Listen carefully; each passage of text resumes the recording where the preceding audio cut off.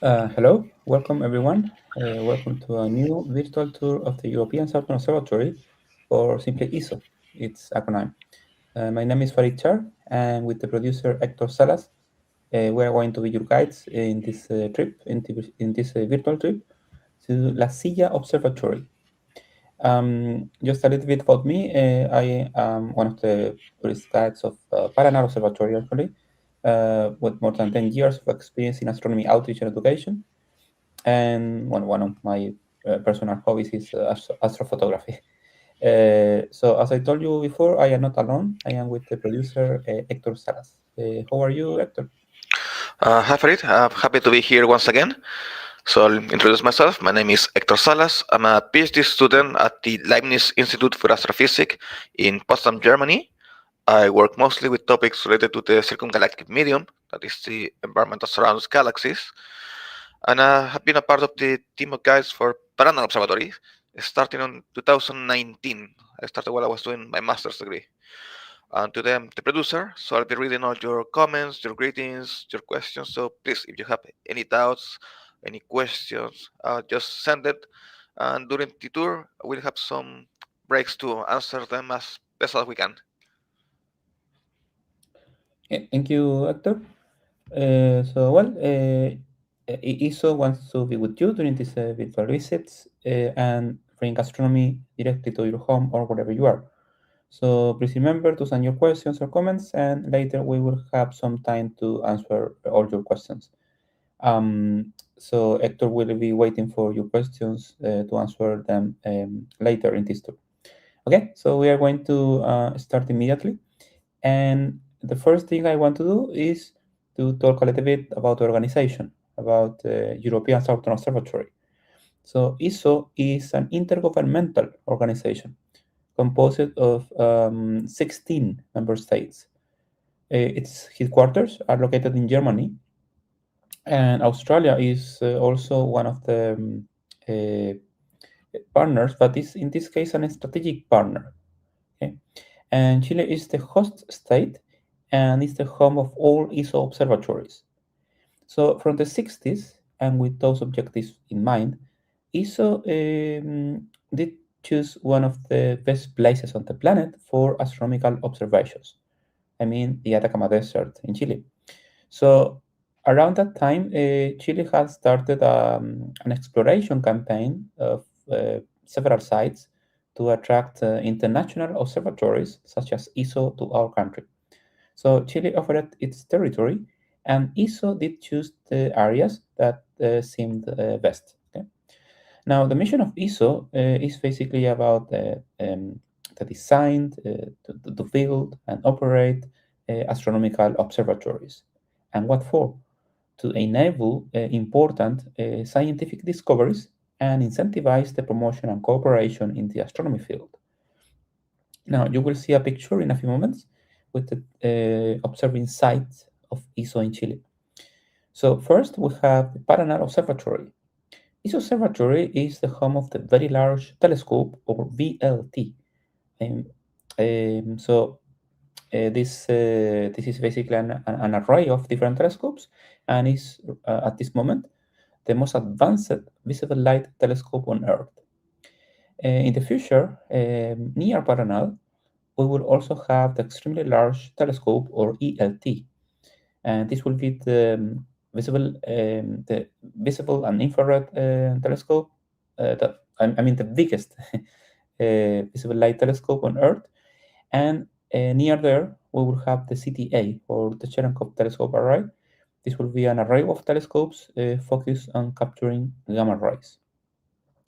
We also have Chaknan Tor. In Chaknan Tor, we have the ALMA radio telescope. In this case, ESO is part of this radio astronomy observatory alongside other international partners. And last, we have the place of our visit today, La Silla Observatory.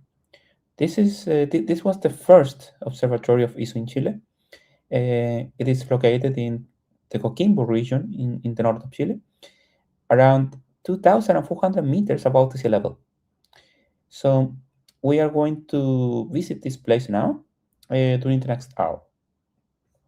Okay, so now we are going to start this virtual trip, and we will have an animation in a few moments to take a look at our planet. Okay, so now with our planet in this animation, we are going to begin this trip from Europe, because I need to remind you that ESO is an European organization.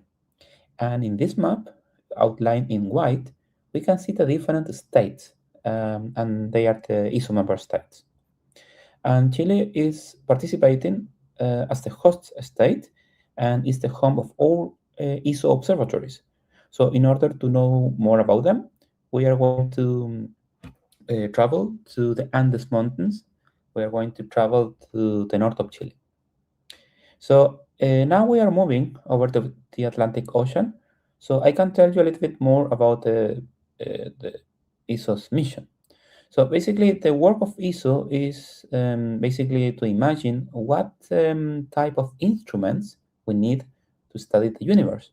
So is designing all the pieces, the machines.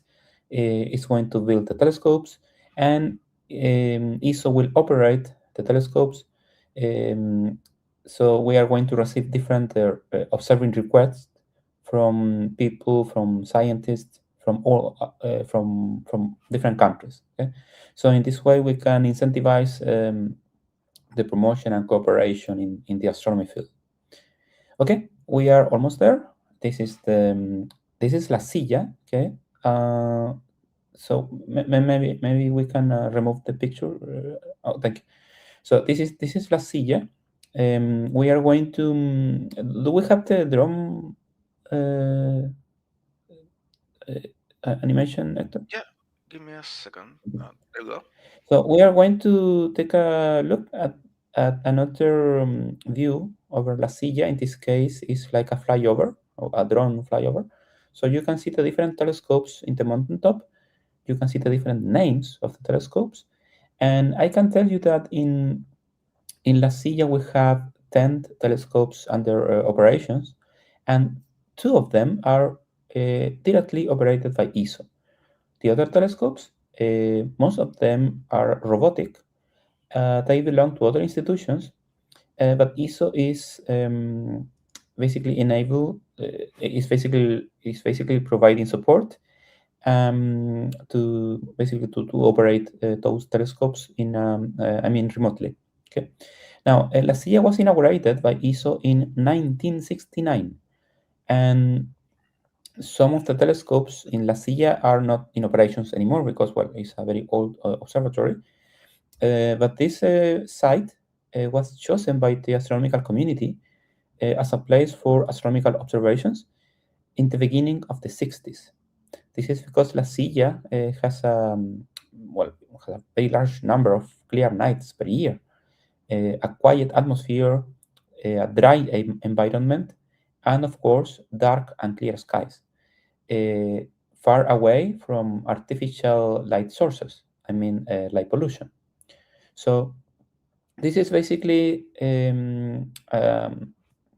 what happens here in La Silla, and in this new view, in the 360 view, we can see La Silla here, and we can see the the largest telescope in La Silla, and this one is the 3.6-meter telescope, and we are going to visit this telescope in a few moments.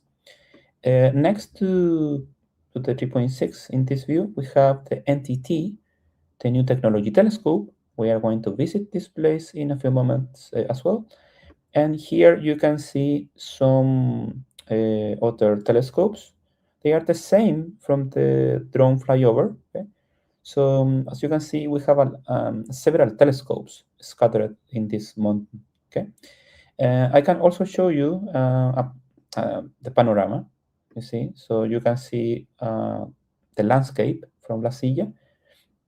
This picture was taken around the sunset, and you can see, well, in this picture we have some clouds, but it's normally very dark, and I mean it's very clear most of the time.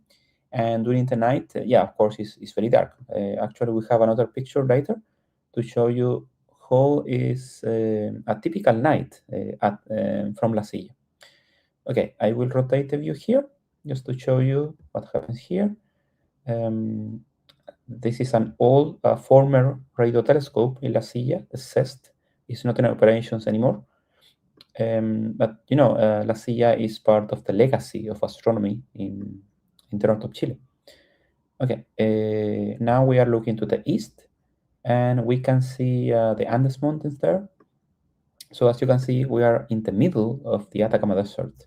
So it's a very fascinating place, and as I told you before, this is the first observatory of ESO in Chile. Okay, we are going to start right now with a visit to this giant telescope. We are going to visit the 3.6 meter telescope. Okay, so let me go inside, and here we are. Okay, so we are inside of the 3.6 meter telescope.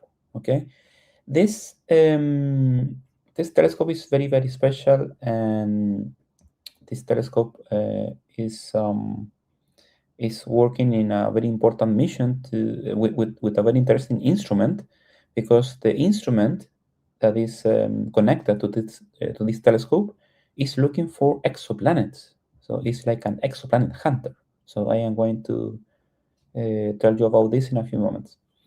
Okay, so we are inside of the 3.6 meter telescope, and 3.6 is a reference to the diameter of the primary mirror. So the primary mirror of this telescope is 3.6 meters or 360 centimeters. Okay, so this this telescope around the 70s was one of the biggest telescopes on Earth. Okay, so as I told you already, this observatory and this telescope in particular is part of the legacy of astronomy in Chile, and a legacy of the history of astronomy, actually. Okay, so as I told you before, there is an instrument connected to this telescope. The instrument is called HARPS. HARPS is a highly specialized instrument because every night we are looking for different planets, exoplanets, located in other solar systems. I mean, they are orbiting other stars. Okay. Okay. Now, coming back to what happens here, you can see that this dome is, of course, a giant dome. It's a very big telescope and is protected with this enclosure, this dome. So basically, from the first floor until the dome, we have 25 meters. Okay, and all the structure of this telescope is equivalent to a 7-story building. So you can have an idea of how big is this structure. Actually, if you look at this picture, if you pay attention here, we can see that there is a person there. This person is here, it's just here. So you can have an idea of how big is this telescope.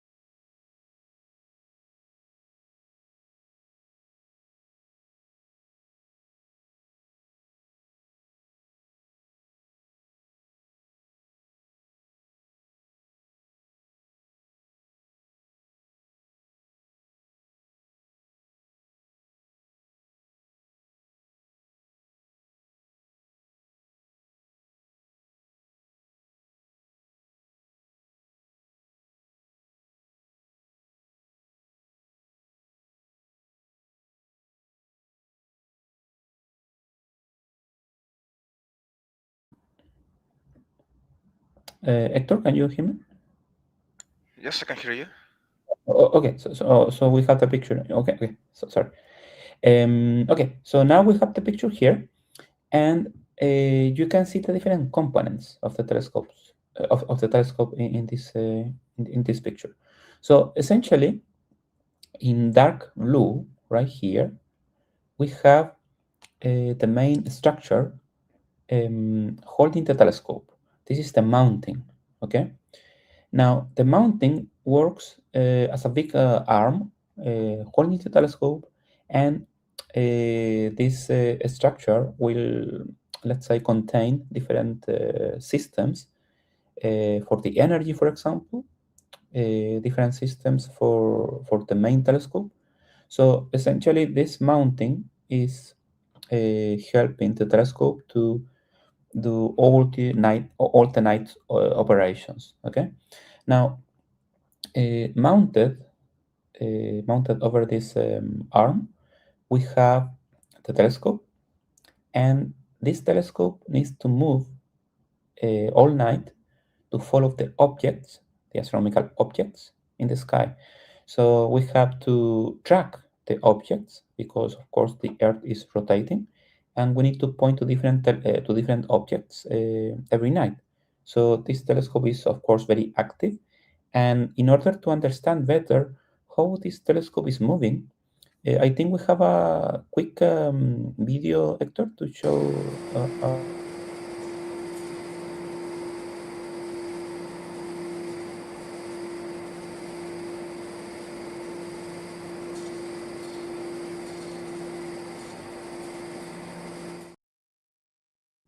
Okay, thank you. So in this video, you was able to see how the telescope is moving. So of course, it's a very big structure, and the mounting has to be very strong. Now, coming back to the picture, we have in light blue right here, we have the main telescope. Okay, the telescope body. Okay. Now, this telescope, this structure here, is holding the main mirror, okay, the primary mirror of 3.6 meters in diameter. Now, this primary mirror is not visible in this picture because it's covered with this black structure. This is a system of tabs, okay, and the tabs can be opened or closed to protect the mirror from dust or moisture when the telescope is in like a parking position or resting. Okay. Now, in the tubular structure here, this black tubular structure, we have the secondary mirror. Okay, because this is a primary mirror. Okay, the primary mirror, the 3.6 meter mirror, is only one of the different mirrors here. Okay, the primary mirror is concave. Okay, it's like a spoon. But this is not the only mirror because we need another one, and the other mirror, the secondary mirror, is located here. Okay. Now the secondary mirror basically will reflect. Okay, first we'll collect the light coming from the primary mirror, and the light will be reflected down, and this physical light will cross this hole in the middle, so the light will reach the instrument, the instrument to convert this physical light into a digital signal. So essentially, the light from the stars will impact the primary mirror first. The light will be concentrated, will be reflected to the secondary mirror, and the light will be reflected again down to go through this hole in the center. So the light will eventually reach the instrument, and this instrument is HARPS, is the exoplanet hunter. Okay. Now the instrument is not visible here because it's not physically here. It's actually in another room, in another floor of this building. Okay. So that's why it's not visible here. Okay. But the harp's instrument is very important because it's a very specialized instrument. It's a very sensitive instrument to search for exoplanets. Okay. Okay. So the 360 or the 3.6 meter telescope started operations in 1977, and at that time it was a big challenge for engineering and it represented the big mission of ESO as an organization from its beginnings. European astronomy was starting to gather forces from different countries to build an optical telescope in the 4-meter category, because at that time this was the biggest and most advanced category of for a normal telescope, okay, around 4 meters. Now, why it was necessary to have a telescope, a so big telescope? In astronomy, we analyze our objects through its light. So the more light we collect, the more we can learn about them. In this case, um, if the mirror is bigger, we can collect more light, of course, and consequently, we can analyze more information. So basically, we will be able to observe fainter objects and to distinguish smaller details. So that's why it's so important to have a bigger telescope. Now, a mirror for astronomy is not an ordinary mirror. The shape and the surface has to be perfect at the level of fractions of millimeters. So to achieve this in the 70s, it was necessary to build an extremely thick mirror. Okay, so in this case, the primary mirror of this telescope is 53 centimeters thick. Okay, and and because the mirror is so big and is and there is a 53 centimeters thickness, the weight of this mirror is 11 tons. So this is the equivalent of 2 African elephants. And so in this case, because we have this kind of big and heavy mirror, if we want to build bigger telescopes, bigger mirrors, we need to find other solutions, okay? Because we need to develop other kinds of technologies, other kinds of materials in order to build bigger telescopes. So the next step was taken um, in the NTT, the New Technology Telescope. So we are going to explore more about that in a few moments, okay? So essentially, this is what happens here. This is about a 3.6-meter telescope. So we are going to finish this visit here. We are going to go outside again, and I am going to talk a little bit about the NTT. The NTT is this one, the New Technology Telescope. But before going there, I want to know if there are some questions from our virtual visitors. Hector? So we have a question here from Miroslav. What are the advantages in the world of astronomy after the new and upgraded telescope appeared in the last years beyond just confirming discoveries of others?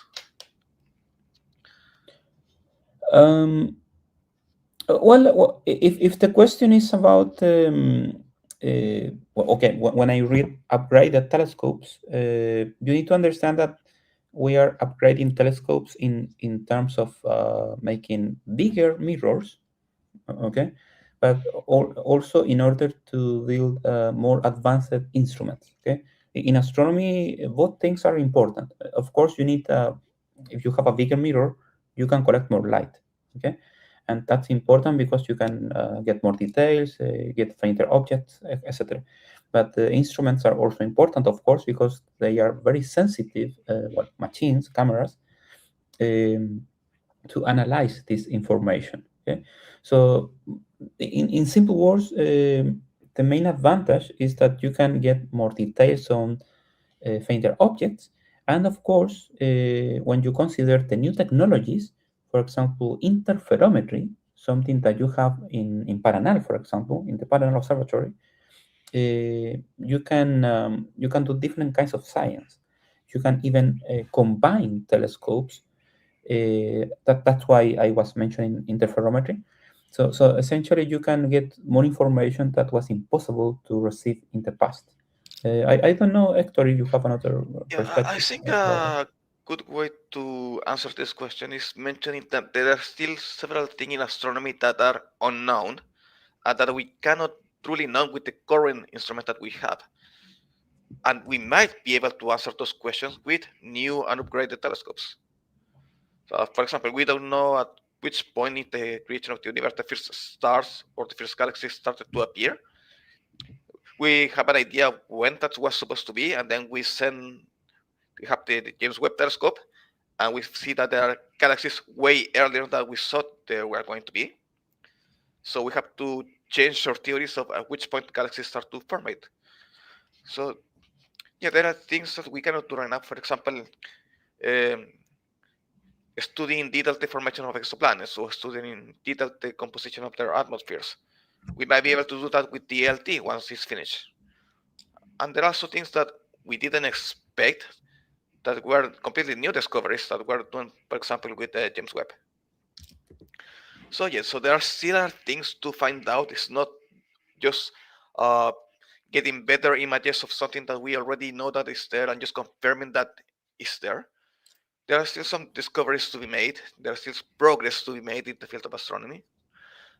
And part of the limiting thing that we have is that we're trying to see farther and farther away, trying to see most distant galaxies that are very faint, and we need bigger telescopes to do that. I hope that answers the question a little bit. Okay, we have a question in Spanish from Marcela. ¿Es posible hacer visitas en el observatorio? Whether it is possible or not to visit the observatory. Yeah, it's possible to visit the observatory, La Silla Observatory, and Paraná as well, but because this is La Silla tour, well, I will comment about La Silla. La Silla is available for public visits, free of charge, every Saturday, all year round. Okay, you have a tour at 10 a.m. For Saturdays. This is fixed. Now, on Saturdays, from September to March, you have another tour at 1:30 p.m. And on Sundays, from April to August, you have an extra tour at 1:30 p.m. So, but for more details, you can visit the ESO website, eso.org, .org, and you can find the public visits program. So essentially, you need to do an online booking. You need to do it in advance, maybe 2 weeks in advance, because you need to do the booking, and we have limited spots. But essentially, you need to do an online booking. It's free of charge, but you need to reach the entrance of the observatory with your own vehicle. So in the case of La Serena, I'm sorry, in the case of La Silla, the closest city is La Serena. So you need to consider about 2 hours or something. But you can do a good planning, of course, to do this trip from La Serena to the entrance of La Silla. And from the entrance of La Silla, you have some kind of a special bus from the observatory to take you to the mountain top. But yes, the answer is that you can do visits to the observatory during the day only. Okay, I'm just going to repeat that in Spanish for since the question was in Spanish. So, Marcela, sí es posible visitar el observatorio, tanto la silla como el observatorio Paranal. Estas visitas son gratuitas, pero tienes que llegar al observatorio con tus propios medios, con tu propio vehículo. Todos los detalles están en la página web de ESO, en la sección de las visitas. Ahí hay que hacer una reserva, hazla con anticipación, si es que puedes. Y como dije, son gratuitas, son los días sábados. Hay una en la mañana y una en la tarde. Other than that, we don't have more questions. We have some greetings. We have Soy Graven, usual viewer in these tours. We have Sarbosting. I think I butchered the pronunciation there. We have Maradi from Ersatz Opsi. And we have Palotero, Tina, Cesola, Timothy. But we don't have any more questions so far. So I invite our viewers to send any more questions if they have them. And we have a second round of answering them. Okay, Thank you very much, Hector. Thank you for your questions, and we are going to continue now. So we finished the explanation of the 3.6 meter telescope, and now we are going to move to the NTT, the New Technology Telescope. Now, in this case, you need to consider something important because there are some differences between the 3.6 meter telescope and the NTT. And you need to, well, this is a picture from a long distance, but you can take a look at the shape of this dome, okay, because it's different. And you need to consider that this dome is smaller than this one. But I mention this because the telescope here, or the mirror, the primary mirror of the telescope here, is essentially the same size or very, very similar size. Um, if you compare this with the 2.6 meter telescope. So I want to say that the mirror, okay, the telescope here is almost identical to the telescope here. But the dome, the enclosure, is much smaller. So you can identify some differences and you can identify that there is a new technology here. Okay, so that's why we have this acronym, the New Technology Telescope. Now, the NTT was inaugurated in 1989, and the dome is small and more compact. It's an octagon shape with a system of flaps. So at that time, this represented an evolutionary leap in the construction of telescopes because it was possible to host the instruments in smaller and lightweight structures, and also much more efficient in terms of the circulation of the air in the interior. So that's why the big and domes like the 3.6 meter telescope is a little bit more obsolete in terms of technology. Okay, so we are going to access now to the New Technology Telescope, and here we are. So if you remember the structure of the 3.6 meter telescope before, maybe you remember that the dome was huge, right? And maybe you remember the person in the picture, right? Now, if you look at this picture, you can notice that the telescope, the enclosure looks much more, smaller, right? So in this case, you can see, for example, this door. So you can imagine more or less the size of a person, and you can see that a person, if we have a person here, the telescope, in this case, it doesn't look too big, right? And the enclosure, the telescope, I mean the dome, it doesn't look too big, okay? But you need to remember that the mirror inside is more or less identical in size to the 3.6 meter. Okay, I'm going to explain that. So, regarding the mounting of this telescope, maybe you can notice that the mounting is more or less attached to the enclosure. I mean, when you need to rotate this telescope, you need to rotate all the dome. So this is a big difference. All the telescope structure is connected to the dome.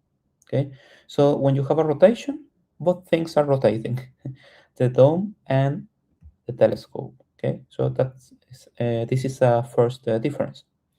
So now if we focus on the mirror is here. I am going to do a close up.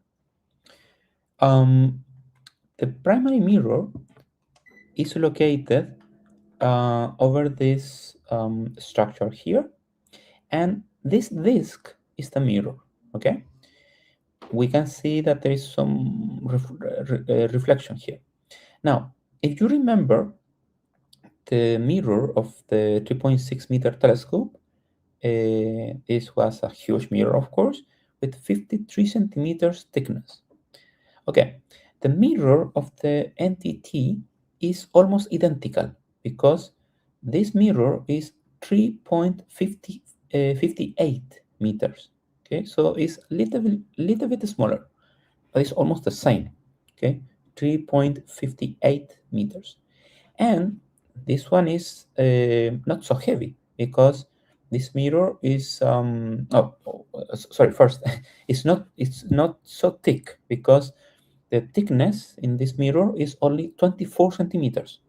Okay, and it's not so heavy because this mirror is about 6 tons. This is the weight of this mirror, 6 tons. So this is the equivalent, more or less, of one African elephant. Okay? But I am trying to say that this mirror, even if we have almost the same diameter, the same size of the other mirror, this mirror is thinner and is more lightweight. Okay. Now there is something else about this mirror. You need to consider that when the mirror, when the telescope is rotated, when we need to rotate the mirror, right, to point to different objects. When we rotate the mirror, you need to understand that the mirror will be tilted. You will have an inclination here. So just because of gravity, physics, the mirror will suffer distortions, deformations, just because of gravity or physics. And because the mirror is concave, it's like a spoon, okay? In order to collect the light, to concentrate this light and reflect the light to the secondary mirror. In this case, the secondary mirror is here. The innovation, the new technology in this telescope is the inclusion of a very special kind of pistons located underneath and located inside of this kind of structure here. So the pistons, the technical name is actuators. We have 75 actuators located underneath, and the actuators are providing a small pressure. So this kind of actuators basically will compensate any distortion on the mirror during the night. So essentially, the concave shape will be the same all the time. So this will preserve the quality of your pictures, because otherwise, if we allow the mirror to be distorted, the quality of the final picture will be affected. So essentially, the actuators are helping to preserve the quality of the pictures. Okay, now this technology is called active optics. Okay, it was developed by ESO, and it represented a very important technological advancement for the construction of the next generation of telescopes in the category of 10 meters. So today, for example, we are applying this active optics technology in basically all big modern telescopes. For example, the very large telescope in the Paranal Observatory, and in the future, in the extremely large telescope, the ELT. Okay, so that's why the NTT in this case is very important, because the technology was first implemented here. Okay, so that's why the NTT is very important in terms of the active optics technology.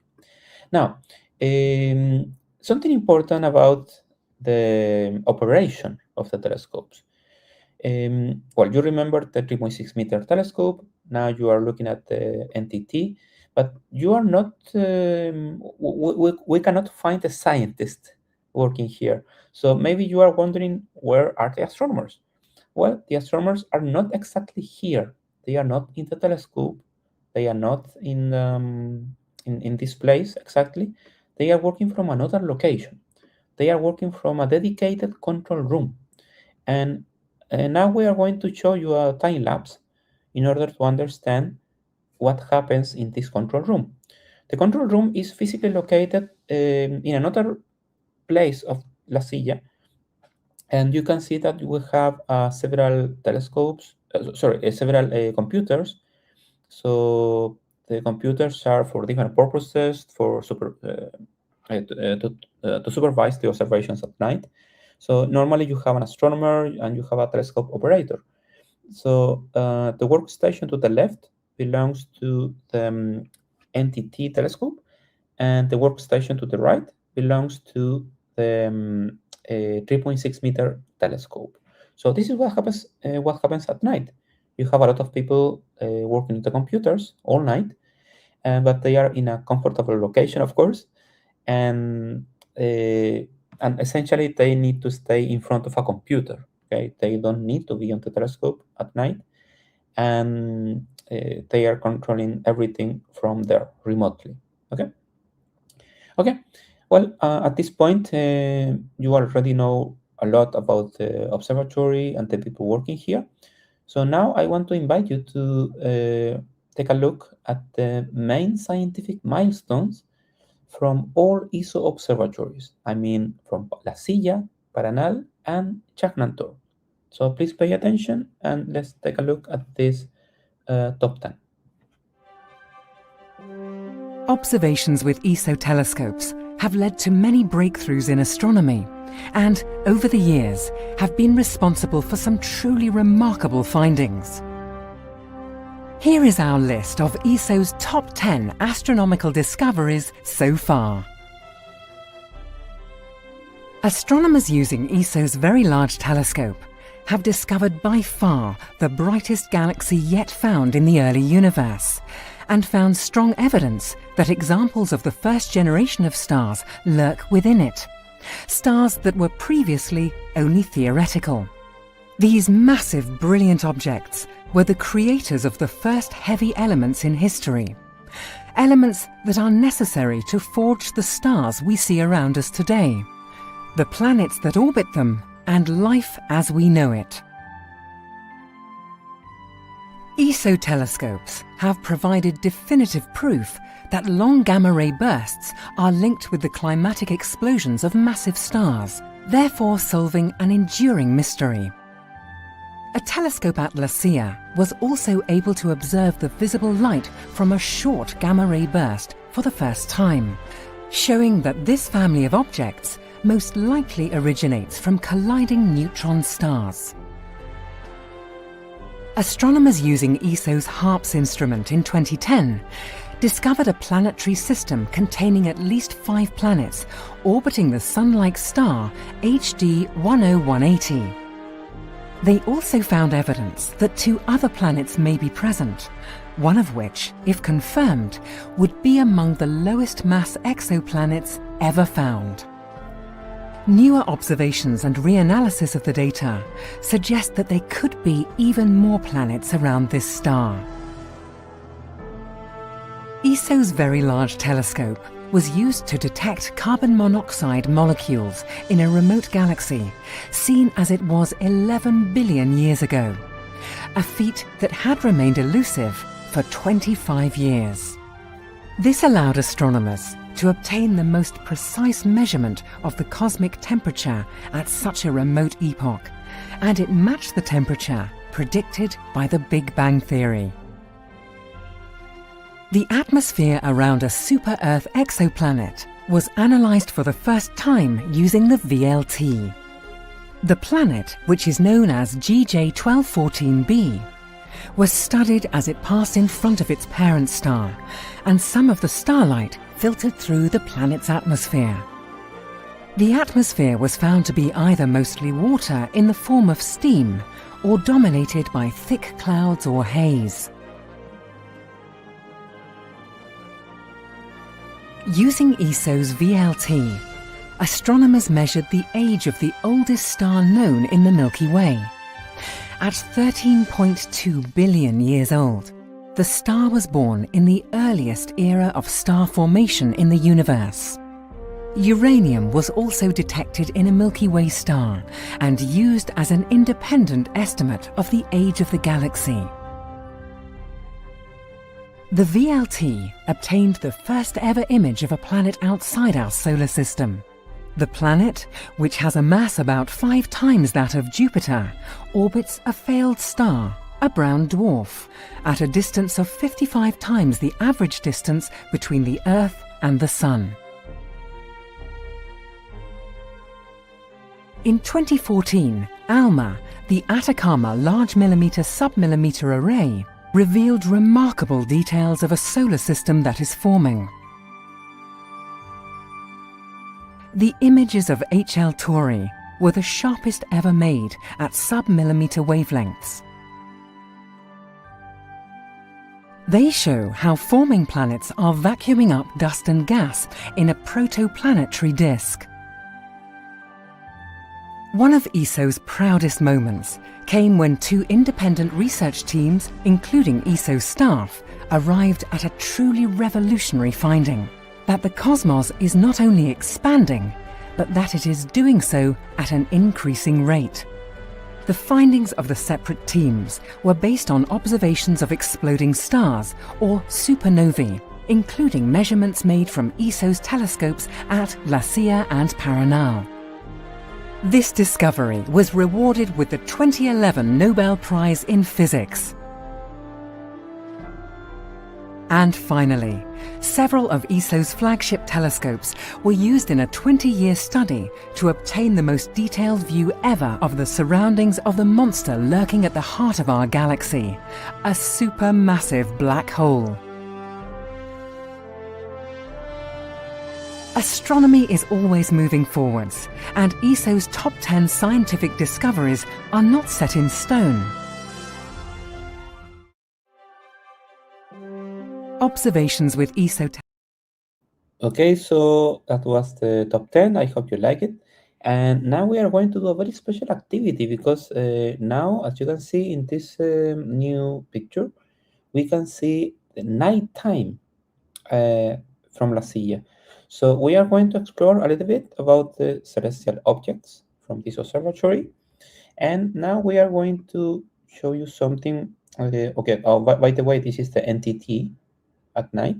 And I am going to show you some interesting regions, constellations, objects here. And you can notice that here we have a very popular constellation. This is Orion, okay? Orion is interesting because it's very easy to recognize.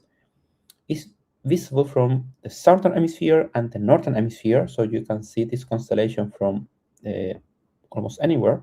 And it's very easy to recognize because we can find three stars somewhat aligned here, right?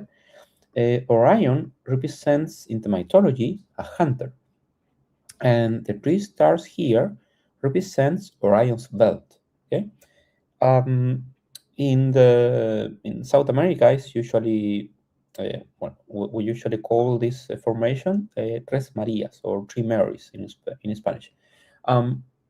Now, if you look closer here, very near the three stars here, we have an object that is called the Great Orion's Nebula. The Great Orion's Nebula is a star-forming region, and it's very bright, it's very big, it's visible even with your naked eyes in a dark and clear night. You can see this like a blurry spot. And of course, it's visible with even binoculars or a small telescope. So this is a very interesting constellation to observe. And it appears in the sky usually in summer months in the southern hemisphere. So usually December, January, February. So this is a good time to observe Orion in the southern hemisphere. Now, if we go up, we will find the brightest star in the sky, this one. This star is called Sirius, and it belongs to a constellation called the Canis Major. Canis Major is, in the mythology, one of the hunting dogs of Orion. So, essentially, the constellation of the brightest star in the sky is connected in the mythology to Orion. And you can see that when I look at Orion and when I look at Sirius, you can see that all this area is actually full of stars. You have more concentration of stars here if you compare with this area or this area. This is because this is one of the arms of the Milky Way, our galaxy. I mean, our sun is part of the Milky Way, right? Our galaxy is, well, from our perspective, you can look at our galaxy and it looks like a flattened disk, okay, and it looks like this formation here, and it's even more beautiful in winter months in in the southern hemisphere because you can see all the Milky Way. I mean, all the center of the Milky Way. In this picture in particular, we can see to a fraction of the Milky Way. This is one of the Milky Way arms. But at the end of this tour, I will show you a final picture with the center of the Milky Way in the zenith. And this is only possible from the southern hemisphere. Okay, but by the way, we have a lot of dark clouds here. We have very bright nebulas. We have a lot of beautiful objects here in this particular picture. Now I will change the view because I want to show you something else. Looking to the south, you can see something here because this looks like two clouds, right? The name of those objects here are actually the Magellanic Clouds, but they are not clouds. They are galaxies, irregular galaxies. So this is the large Magellanic Cloud, and this is the small Magellanic Cloud. They are irregular galaxies, only visible from the southern hemisphere. And the name Magellanic Clouds is because the first person to make an official record of those objects was Ferdinand Magellan during its circumnavigation of the Earth in the 16th century. So at that time, of course, nobody had any idea about what a galaxy is. So that's why it was recorded like clouds. Okay, but today we know that they are galaxies. Okay, and the last thing I want to show you here is the smallest constellation in the sky, the Southern Cross, is a constellation only visible from the southern hemisphere. And of course, it reminds you to a cross, right? This is the smallest constellation in the sky, as I told you already, and is visible only from this hemisphere. And you can see that this immersed in other area, other arm of the Milky Way. So it's a very beautiful area, full of nebulas, full of dark clouds. Okay, so that's why it's very interesting to observe the Southern Cross area from here. And if we finally move here to the 3.6 meter telescope, you can see that behind this telescope, we have the center of the Milky Way rising. This is a very beautiful view because the center of the Milky Way is wider, you see. Again, we have, of course, dark nebulas, we have dark clouds, we have the Scorpius constellation emerging from here. So this is a very interesting area in the sky, not only for astronomers, but also for astrophotographers, because in the southern hemisphere, as I told you already, it's possible to observe all the Milky Way, all the center of the Milky Way in the zenith.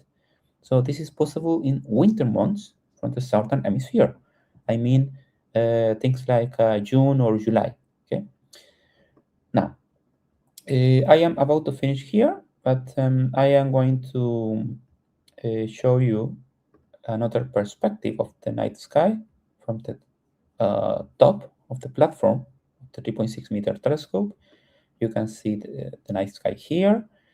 This is not so nice. This is just light pollution from La Serena. It's very important to keep light pollution under control in order to not affect the night skies, because, well, you know, the north of Chile is very it's very important to preserve the night skies in the north of Chile because it's part of our natural heritage, right? And from this location, we can take a look at the telescopes in the distance. And I am going to move now to, well, just almost finishing here. I am going to move to this little road because this road here is connecting all the telescopes. Okay, we have La Silla telescopes here, okay, as you can see, but we have this kind of road, and this road is connecting everything, and is going to finish in the hotel, okay, in the hotel of La Silla. So we are going to finish actually this tour in the hotel, and I want to explain something about that.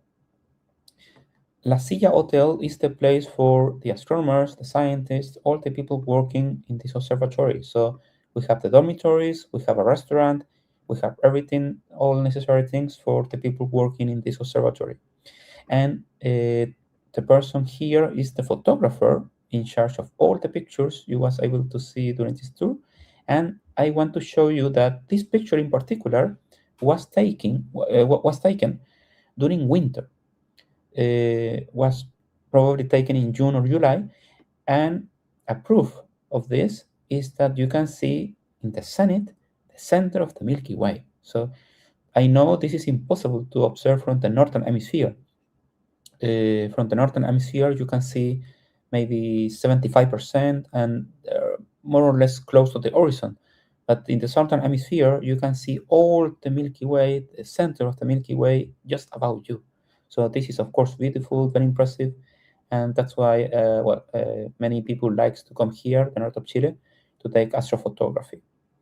Okay, that's it about the information here. I don't know, actually, if we have a few last questions to answer. We don't really have any more questions, and given the time, I think we can just end this virtual tour for today.